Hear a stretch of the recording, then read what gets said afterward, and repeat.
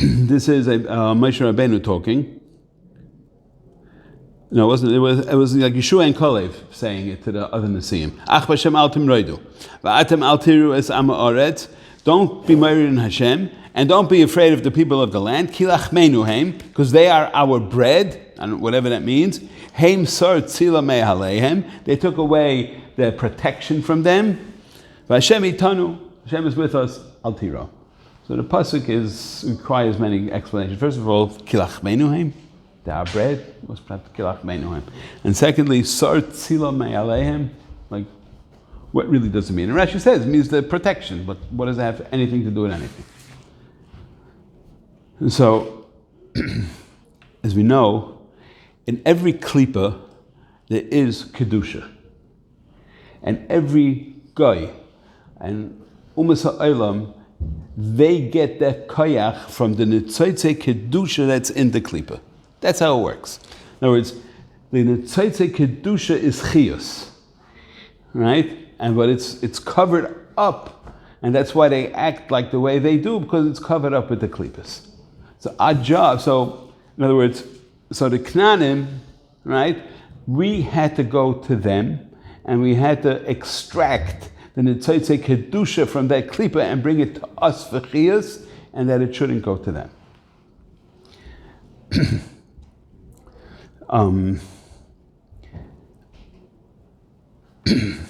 Now, if Klal Yisrael would have been good to the Knanim, so what would have happened? The Klippa would have gotten much stronger, because they wouldn't have not separated this Klippa, this Nitzotze Kedusha from them, and the Klippa would have gotten much stronger. So in other words, the job of Klal Yisrael was to make them to make the separation between the Klippa and the Netzotze Kedusha greater. Because Netzotze Kedusha is the Chiyus, we want to take it away from them. So, now it's brought down in a few places that the Umas Ha'olam and the Klippas Adoimim Lelechem, which will explain why the pasuk says Ki Lachmeinu Heim.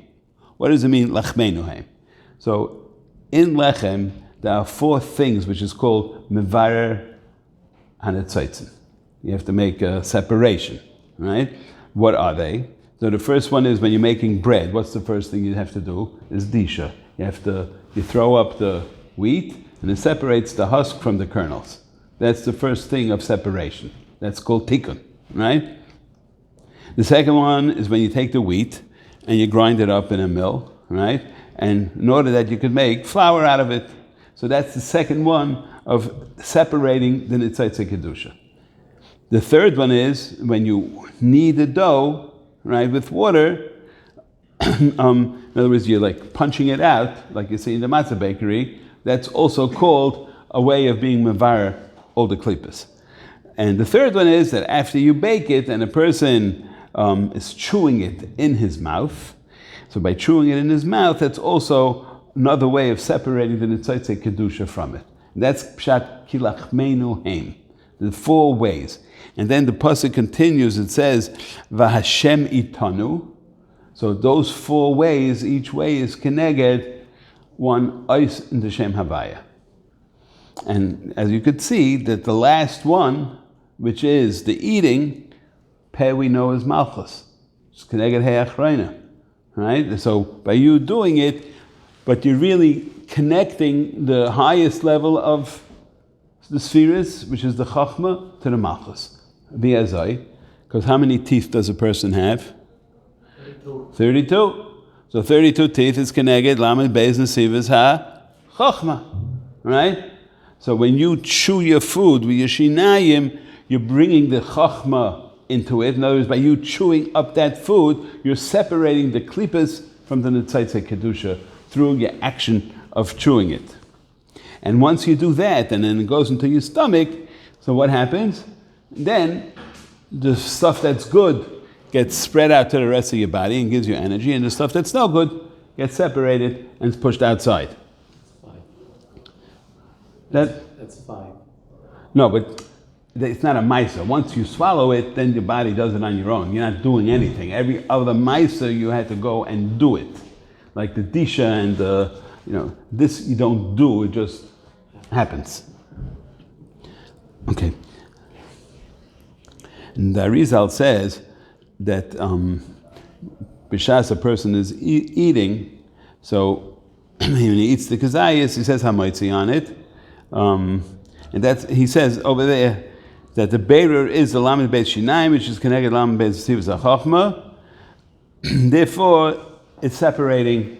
It's part of the process, but it happens on its own.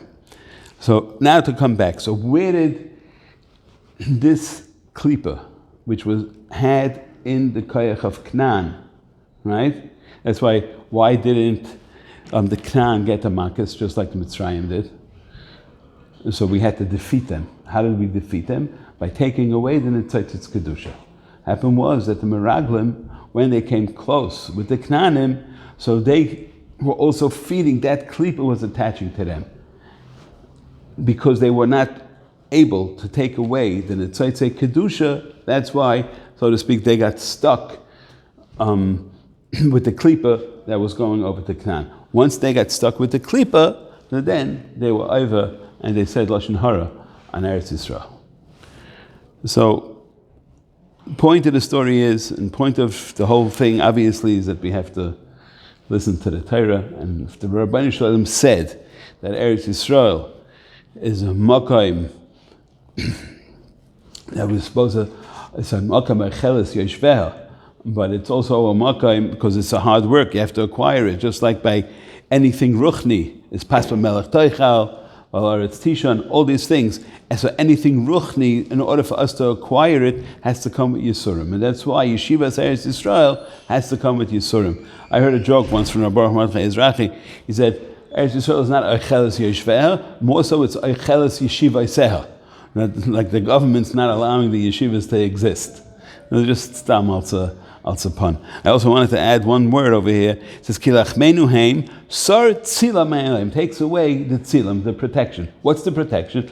I was thinking that this word tzilam is really Lashon tzelem. And just like a person has nefesh ruach neshama, which is coming from the tzelem elikim, you have the one makif and the two pnimiyim and so forth. So it's the zelbazach over here. That's why the protection is going off, because they're losing that shtickle elokus that's inside them. So I'm just saying it a little bit b'tayras musa to myself, that we have to be machshav and always try to attain that goal of aliyah la'aretz. But of course, it's only if we have an aliyah ruchni from going there.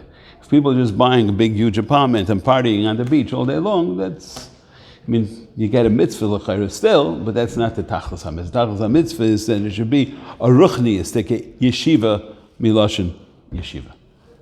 Adkan.